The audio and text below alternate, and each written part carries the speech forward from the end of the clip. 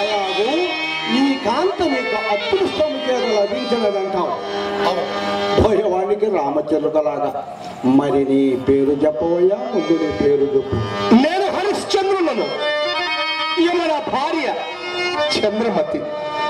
అలా హరిశ్చంద్రుడు ఇంతకు ముందు పక్క విధుల కౌశికులతో అప్పుడు అరచినది నీవేనటయ్యా.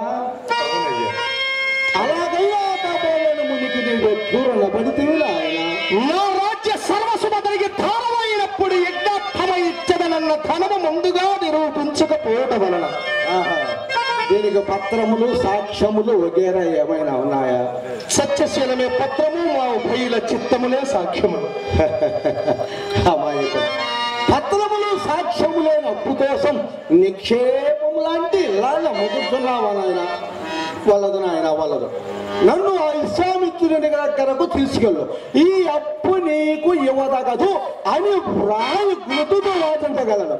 అదా విశ్వామిత్రుడి చేతతో ఏం చేస్తాడో చూద్దాం.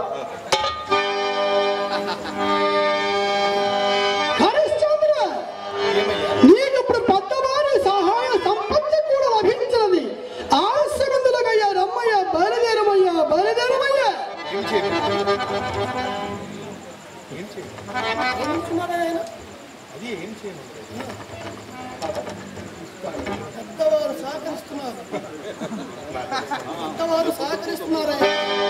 అయ్యలారా, మీరు ఇరువురు మహాప్రాహులే కాని వాడుకున్నాడు.